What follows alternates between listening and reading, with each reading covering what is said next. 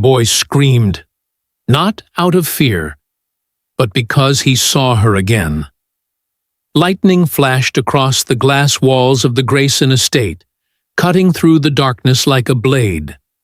Two small figures, 8-year-old twins, sat trembling on their silk sheets, their tear-streaked faces pale under the dim nightlight. Down the hall, Ethan Grayson, the billionaire widower, dropped his whiskey glass. The sound of shattering crystal echoed through the empty house, mixing with the thunder outside. He ran to the twins' room, his heartbeat louder than the storm. "Daddy!" "She was here," whispered Lily, clutching her brother's hand. Ethan froze.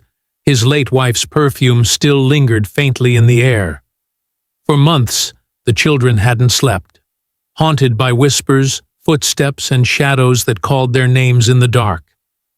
Every doctor, every therapist, every sedative failed, until one evening a stranger arrived at the door. A black woman in a faded gray coat, rain dripping from her curls, her eyes calm. "Knowing, I heard your children can't sleep," she said softly. "Let me help them." Ethan wanted to send her away, but something unexplainable, made him stop. Because in her eyes, he saw the same quiet strength his wife once had. That night, the woman entered the twins' room and did the unthinkable. But that was 3 years ago. 3 years since the car accident that had taken her away and left Ethan with 2 children who no longer slept, no longer laughed. He used to believe money could fix anything. But grief didn't care about money.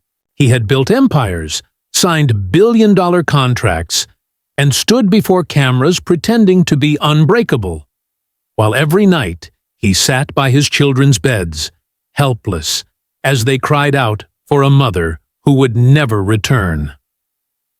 That morning, as thunder rolled in the distance, Martha, the old housekeeper, stepped quietly into the room.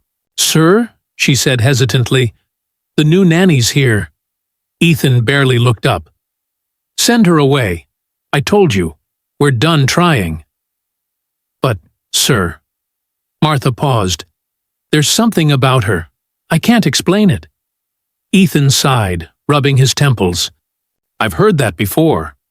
He stood, adjusting his tie. "Just give her the standard briefing and—" "Mr. Grayson." The voice came from the doorway, low, calm, and steady. He turned. The woman stood there, water dripping from her coat, her dark skin glistening faintly under the chandelier. Her name, as Martha would later whisper, was Naomi Clarke. Naomi didn't look like the other nannies. No clipboard, no smile of forced politeness. Her eyes, deep and warm, held something rare, a quiet authority, like someone who'd walked through storms and learned not to flinch. "I'm sorry to come without notice," she said softly, "but I heard your children can't sleep." Ethan folded his arms. "We've tried everything. Specialists, therapy, medication. I appreciate your concern, Miss Clarke. But this isn't something—" "I don't treat problems," she interrupted gently. "I listen to them." That made him pause. He studied her. The simplicity in her tone, the strange calm that seemed to fill the room around her. "Listen to them?" he echoed, almost amused. "They're 8 years old, Miss Clarke. They don't need someone to listen. They need someone who can help them stop seeing their mother in the dark," she finished. Ethan's expression froze. The words hit too precisely, too personally. "How did you—" "I've seen this before," she said, stepping closer. "Children holding on to the echoes of what they've lost. Sometimes they need to be reminded that love doesn't always vanish. It changes its form." For a moment, Ethan didn't know what to say. The air between them thickened with something unfamiliar. Not fear, not trust, but maybe the faint scent of hope. He looked away, his voice quieter now. "You'll be wasting your time." Naomi smiled, a small, knowing smile. It wouldn't be the first time someone said that. By evening, the twins were introduced to her. Lily hid behind the couch, her thumb pressed to her lips, while Liam stood protectively in front of her, frowning. Naomi knelt down, lowering herself to their level. "Hi there," she said softly. "I'm Naomi. You can call me Nomi if you like." Liam didn't respond. Lily peeked out just long enough to whisper, "Are you gonna make us sleep?" Naomi's eyes softened. "No, sweetheart. I'm just going to stay with you until the dark stops feeling so big." Something in her tone, that calm, grounded certainty, made the twins hesitate, then slowly nod. That night, as the storm gathered again, Naomi sat quietly by their bedside. She didn't sing, she didn't tell stories, she just sat, breathing softly, steady, like a heartbeat between two frightened souls. Ethan watched from the doorway, arms folded, unable to explain the strange stillness that filled the room. For the first time in months, the children's faces looked peaceful. And as he turned to leave, Naomi's voice drifted softly through the dim light. "Sometimes, Mr. Grayson," she whispered, "you don't chase away the darkness. You teach it to rest." He didn't understand what she meant. Not yet, but by the time dawn came, something inside that house had shifted. Quietly, deeply, like the first crack of light after a long, merciless night. Night fell like a curtain. Outside, rain whispered against the tall glass walls of the Grayson estate, and inside, shadows stretched long and restless. Naomi Clarke moved through the silent hallways like she'd always belonged there. She didn't speak much, didn't intrude, but the air around her seemed to hum with quiet certainty. Ethan Grayson, for the first time in months, stayed in his study instead of pacing the hall outside his children's rooms. He tried to work, but every few minutes his eyes flickered toward the baby monitor. It showed a faint image. Naomi sitting by the twins' bed, her back straight, her hands folded on her lap. The twins, still, peaceful. He couldn't remember the last time he'd seen them sleep. The next morning, something was different. Lily came down the stairs first, her hair messy, her teddy bear under her arm, but there was color in her cheeks. "Daddy," she said softly, "I didn't dream last night." Ethan froze mid-sip of coffee. "You didn't?" She shook her head, smiling shyly. Miss Naomi told the dark to go to sleep first. He wanted to smile back, but something about that sentence lingered. The dark? To sleep? Before he could ask more, Naomi entered the room carrying breakfast trays. She was wearing a simple white blouse, sleeves rolled up, and her hair tied back. There was no makeup, no attempt to impress. Yet, there was something commanding about her presence. Ethan studied her carefully. "Whatever you did last night, it worked." Naomi looked at him, a trace of a smile in her eyes. "I didn't do anything, Mr. Grayson. I just listened." He frowned, intrigued, but skeptical. "Listen to what?" "To what keeps them awake," she said simply. "Grief has a voice, you know. You just have to be quiet enough to hear it." That evening, Ethan couldn't resist watching again. Through the half-open door, he saw Naomi sitting beside the twins, whispering softly. Not in stories, not in lullabies, but in something deeper. Her voice was low, almost melodic, the kind that seemed to slip through the air and touch something unseen. Lily's breathing slowed first, then Liam's. Within minutes, they were asleep. But Naomi didn't move. She stayed there, watching the shadows, as if she were listening for something else, something that didn't belong. Ethan stepped quietly into the room, What are you listening for? Naomi didn't look at him. You won't believe me. Try me, he said. She turned then, her eyes glinting faintly in the dark. There's a sadness here, Mr. Grayson. It's not just the children's. This house, it remembers. He didn't know why, but her words sent a chill through him. The days passed, and with each one, the twins changed. They began to laugh again. Liam started drawing pictures, not of shadows and storms, but of sunlight and flowers. Lily sang to her dolls again. The house itself seemed to breathe easier. Ethan found himself drawn to Naomi's presence, not out of curiosity, but comfort. She was unlike anyone he'd ever met. Grounded, self-assured, but soft in a way that made you feel safe. One evening, as they stood in the garden, the setting sun draping gold across the grass, he asked her quietly, "Why do you do this, Naomi? You could work anywhere. Why here?" She hesitated before answering. "Because I know what it's like to lose someone you love, and to have the world tell you to move on when your heart isn't ready." Her words hit deep, too deep. Ethan looked away, blinking hard. "You lost someone too?" Naomi nodded faintly. "A daughter. Years ago. I used to wait for her voice in the dark, until I realized, sometimes, love stays behind in other forms." Ethan didn't reply, but in that moment, something inside him cracked.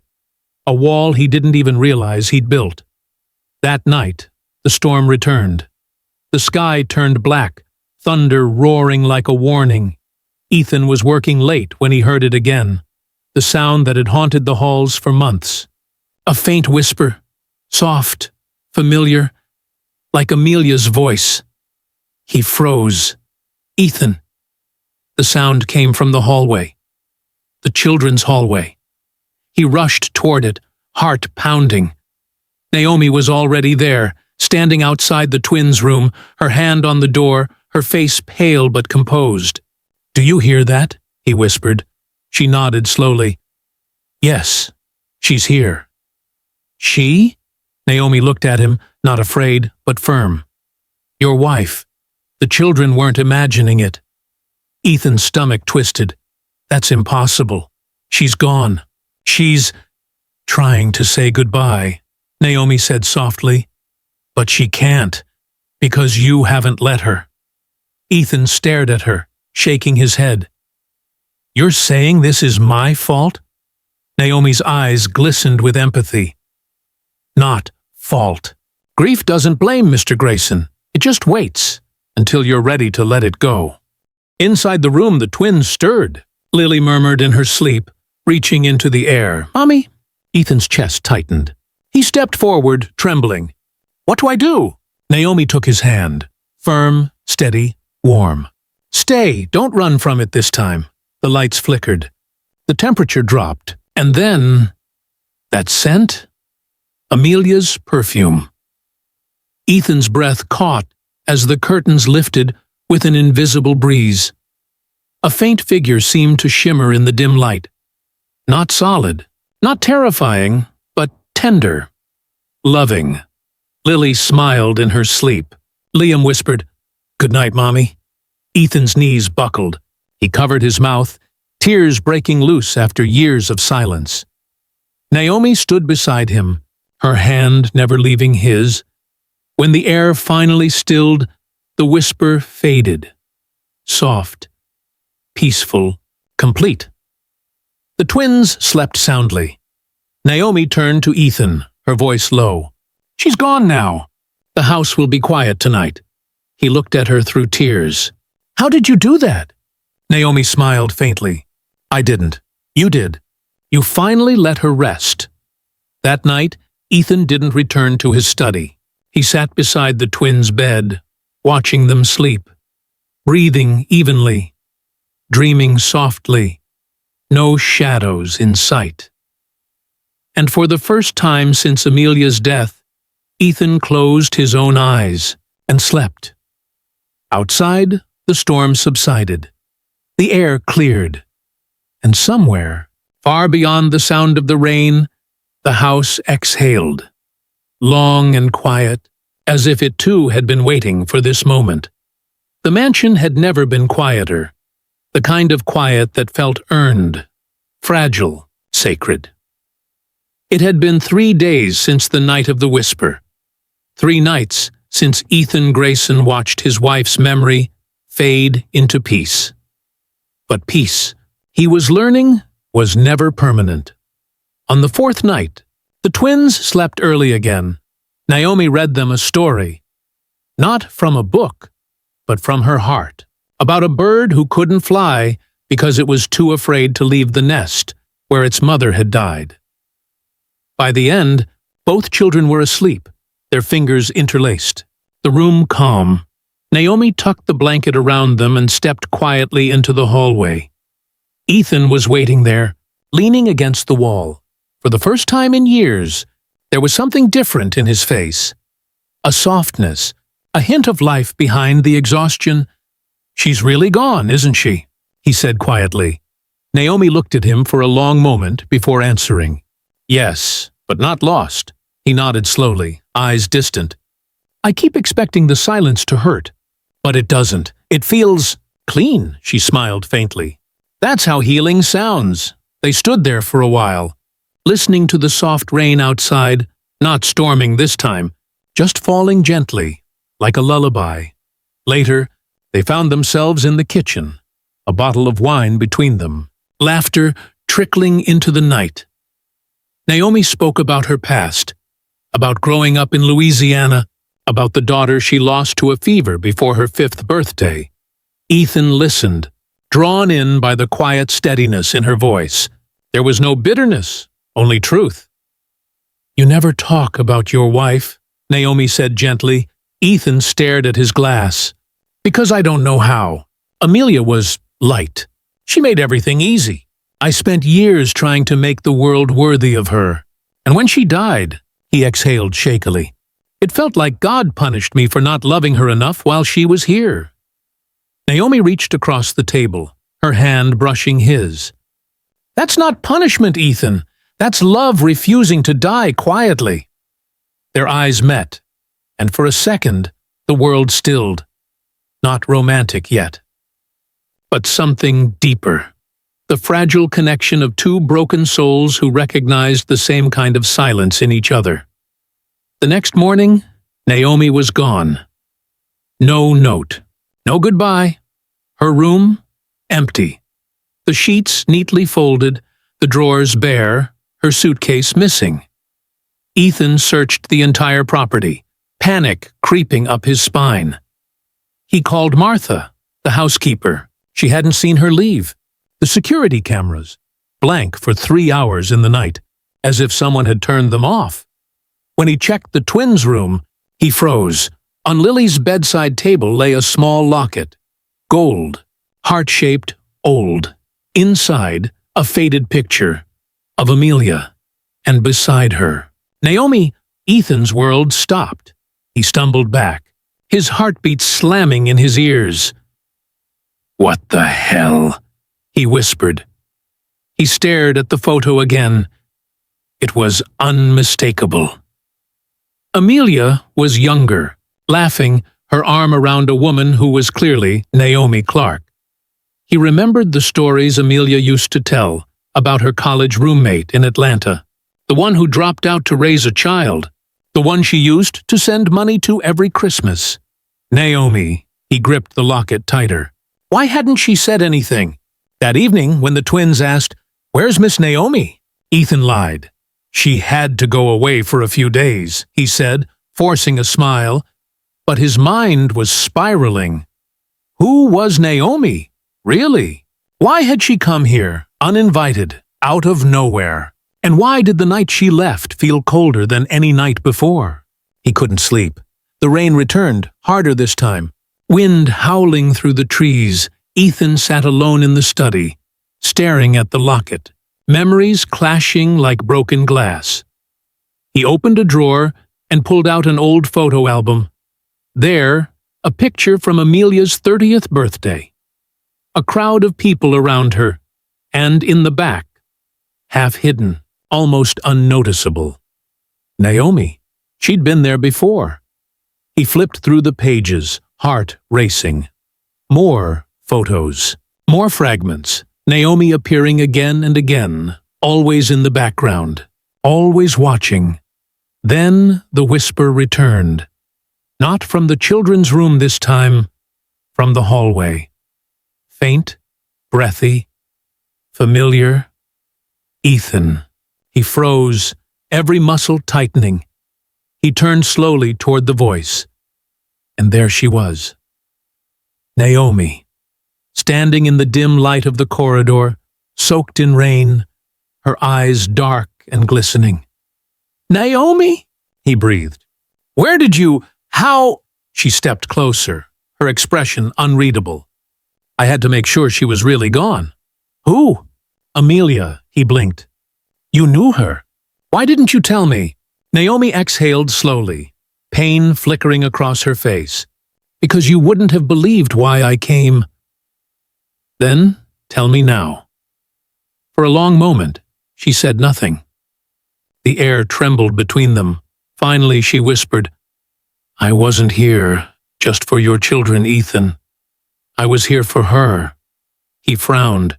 "What do you mean?" Naomi looked past him toward the staircase that led to the twins' room. "When she died, she wasn't ready to leave. She clung to this house, to them, to you.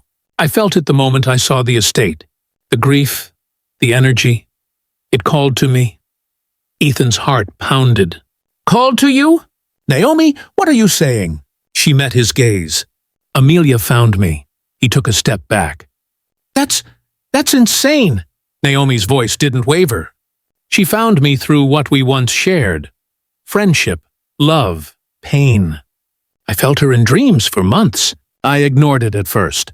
But when I saw your wife in that storm, standing at the end of my bed, crying for her children, I knew I had to come." Ethan's breath hitched. "You expect me to believe my dead wife sent you here?" Naomi's eyes filled with tears. "Not to haunt you, to heal you." He shook his head, overwhelmed. No, this is too much." She stepped closer. "You felt it too, haven't you?" That night, when the scent of her perfume filled the room, when the curtains moved.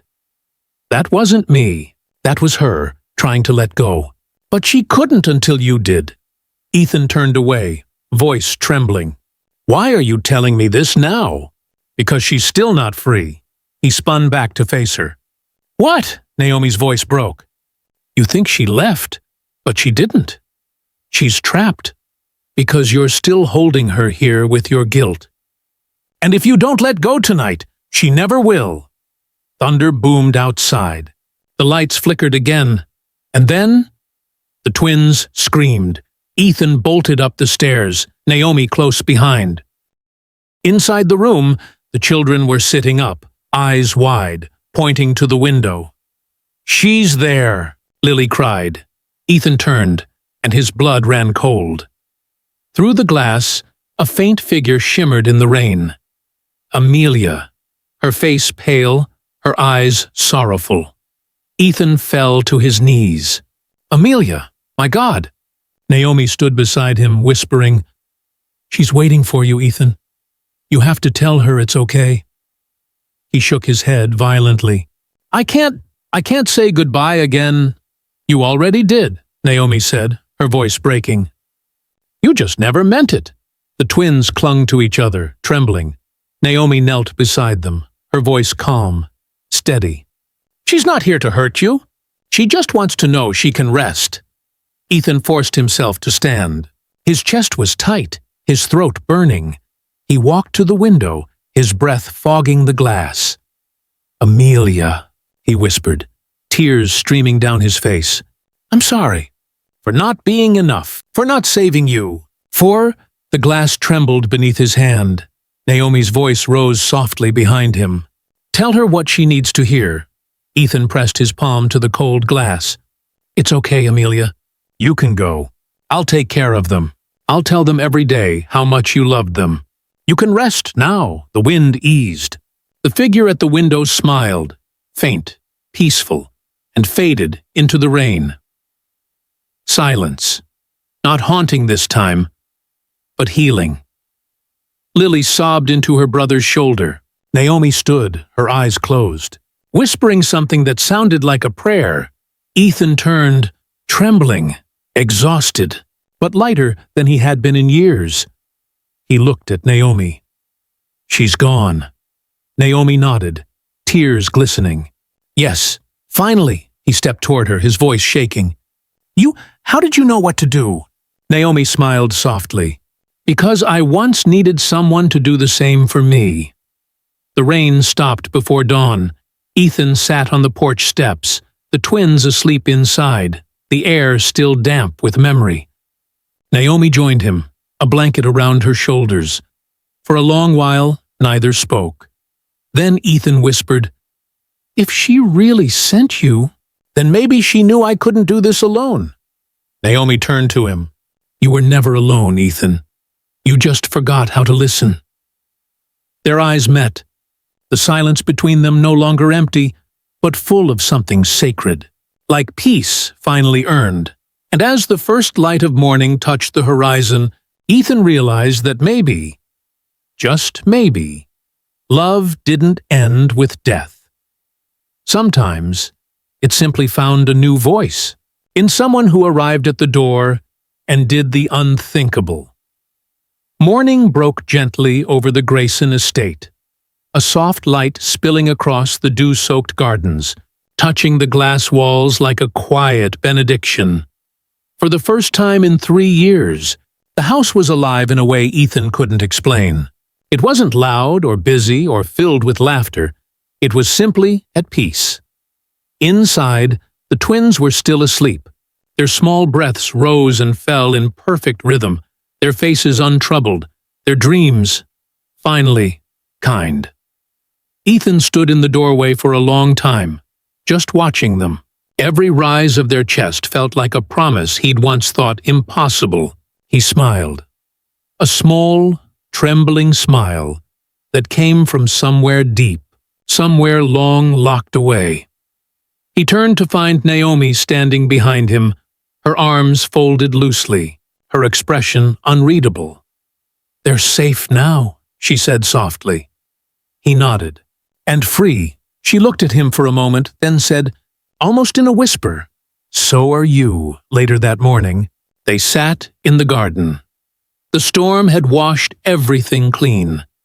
The marble steps glistened, the roses sparkled with water, and the air smelled of rain and renewal. Ethan poured 2 cups of coffee and handed one to Naomi. "You know," he said, staring at the horizon, "for a long time I thought silence was the same thing as loneliness." Naomi tilted her head.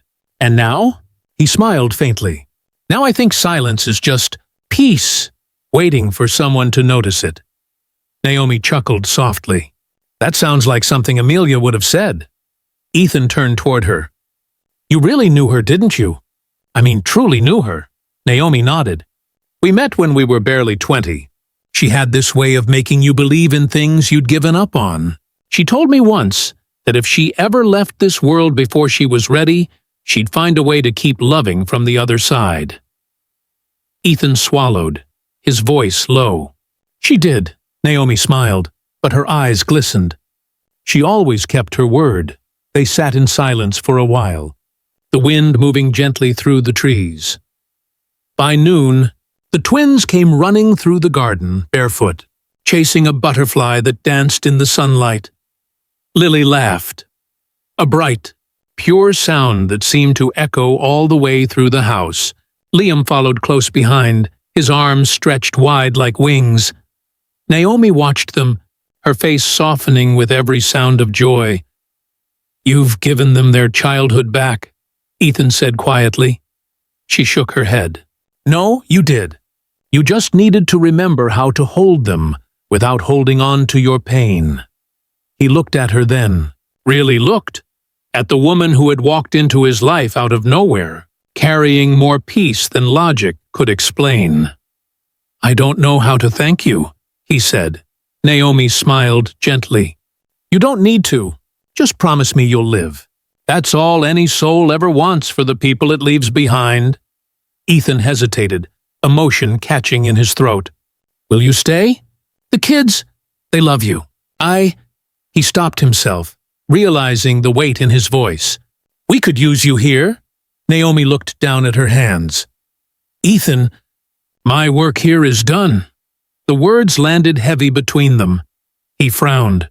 "You're leaving?" She nodded slowly. "There are other homes like this.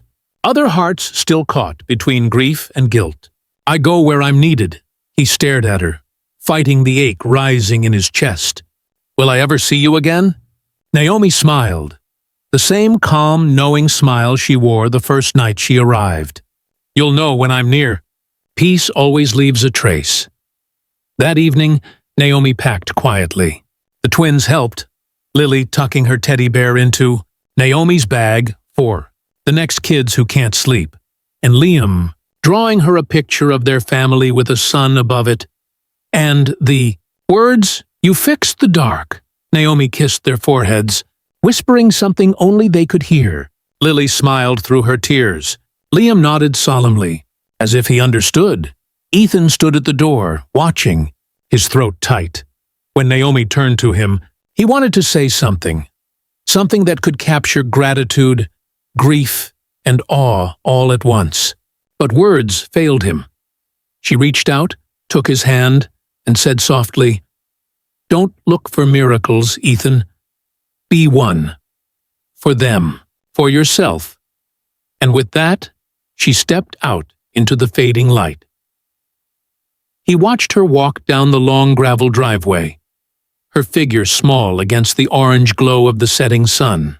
The wind tugged gently at her coat, carrying her presence into the distance until she disappeared beyond the gates. The silence that followed didn't feel empty anymore. It felt full of memory, of love, of something infinite. Ethan turned back toward the house. The twins were at the window, waving. He smiled and waved back, and as he did, something shimmered faintly in the reflection beside them. For just a moment, he could have sworn he saw Amelia, standing behind them, smiling, her hand resting on their shoulders. Then the light shifted, and she was gone. But Ethan didn't feel lost this time. He felt grace. Weeks later, the Grayson mansion no longer looked haunted. The halls echoed with laughter again. The rooms smelled of baking cookies, and every night before bed, Ethan tucked the twins in and whispered, "Good night, my loves. Mommy's proud of you." They never woke screaming again.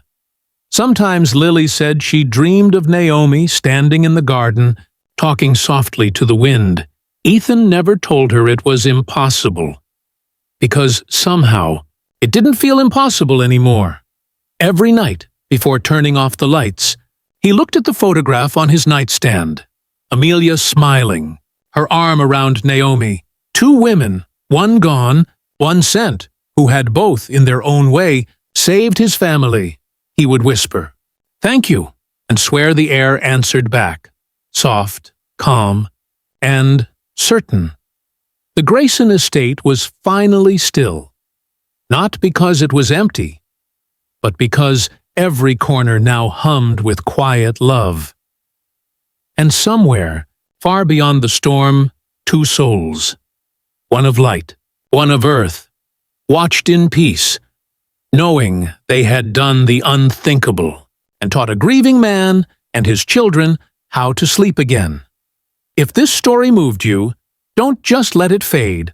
Like, share, and subscribe, because somewhere another heart still needs a reason to believe in love again.